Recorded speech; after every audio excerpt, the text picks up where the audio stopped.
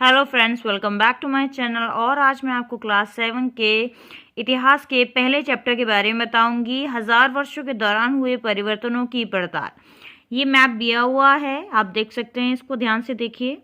ये भूगोल वेता, अरब का भूगोल वेता अल इदरिसी ने बनाया था 1154 में।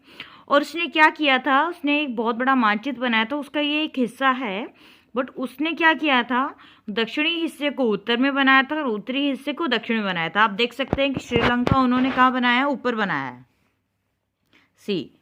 ठीक है। अब ये अरब का देश का था, तो उसने एक बहुत बड़ा नक्शा बनाया जिसका ये एक हिस्सा है। ठीक है। अब ये दूसरा मानचित्र देखिए, ये मानचित्र बनाया था 1720 में बनाया था, ग्विलोम द लिस्की के द्वारा बनाया गया था ये, और ये कम से कम 600 वर्ष बाद बनाया था लगभग। ठीक है। अब इसमें क्या किया है, इसमें सारी चीज़ बिल्कुल सही बराबर दी हुई हैं, उत्तर की चीज़ें उत्तर में दी हुई हैं। ठीक है। अब इसमें क्या हुआ है, विशेषकर तटीय इलाकों के बारीक ब्यौरे देखकर आश्चर्य होता है। इसमें देखिए तटीय इलाके के बारे में भी सब कुछ दिया हुआ है। ठीक है।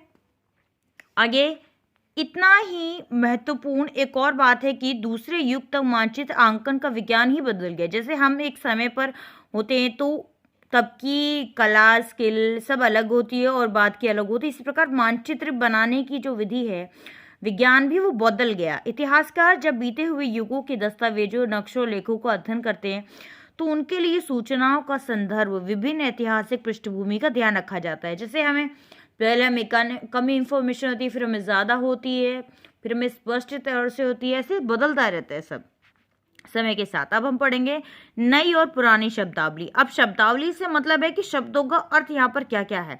अगर समय के साथ साथ संदर्भों, सूचनाओं के संदर्भ बदलते हैं तो भाषा और अर्थ भी बदलते हैं। ऐतिहासिक अभिलेख कई तरह की भाषाओं में मिलते हैं।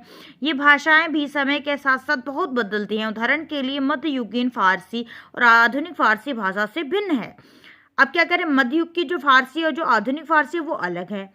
अब यह भिन्नता सिर्फ व्याकरण या शब्द भंडार में नहीं, इनके अर्थ में भी बदलाव हो जाते हैं। जैसे कि हिंदुस्तान शब्द को लीजिए, आधुनिक राष्ट्र भारत के अर्थ में होता है 13वीं शताब्दी में। जब फारसी के इतिहास का महेंद्र सिराज हिंदुस्तान के शब्द का बात करते हैं तब वो पंजाब, हरियाणा, गंगा यमुना के बीच के इलाके की बात करते हैं। इसके इन शब्दों का राजनीतिक अर्थ में इन इलाकों का इस्तेमाल किया गया जो दिल्ली के सुल्तान के अधिकार क्षेत्र में आते थे। मतलब उन्होंने किसकी बात की गई, जो सुल्तान के अधिकार में आते थे। आगे चलते हैं। सल्तनत के प्रसार के साथ साथ शब्द के अंतर्गत आने वाले क्षेत्र भी बढ़ते चले गए।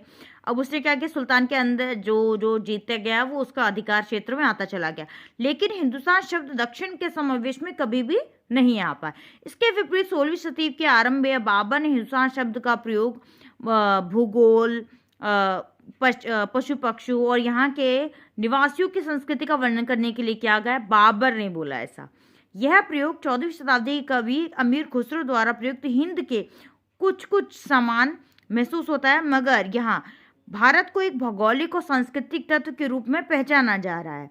वहाँ हिंदुस्तान शब्द से वे राजनीतिक, आर्थिक अर्थ नहीं जोड़ पाते हैं। ठीक है।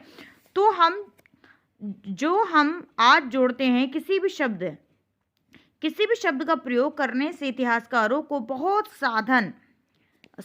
सावधान रहना चाहिए, क्योंकि अतीत में कुछ शब्दों के अर्थ अलग हो सकते हैं। उदाहरण के लिए हम विदेशी की बात करते हैं, विदेशी जो सीधा साधा शब्द समझते हैं वैसा नहीं है। इसका अर्थ है कि एक ऐसा व्यक्ति जो आज हम लेते हैं कि एक ऐसा व्यक्ति जो भारतीय ना हो, परंतु मध्य युग में माना जाता था कि किसी गांव में आने वाला कोई भी अनजान व्यक्ति जो उस समाज या संस्कृति का अंग ना हो, विदेशी कहलाता था। ऐसा व्यक्ति को हिंदी में परदेसी, फारसी, अजनबी कहा जाता है। इसीलिए किसी नगरवासी के लिए वनवासी विदेशी होता है, किंतु एक ही गांव में रहने वाले दो अलग अलग धार्मिक या जाति परंपराओं से जुड़े होने पर भी एक दूसरे के लिए वह विदेशी नहीं होते हैं। Thank you.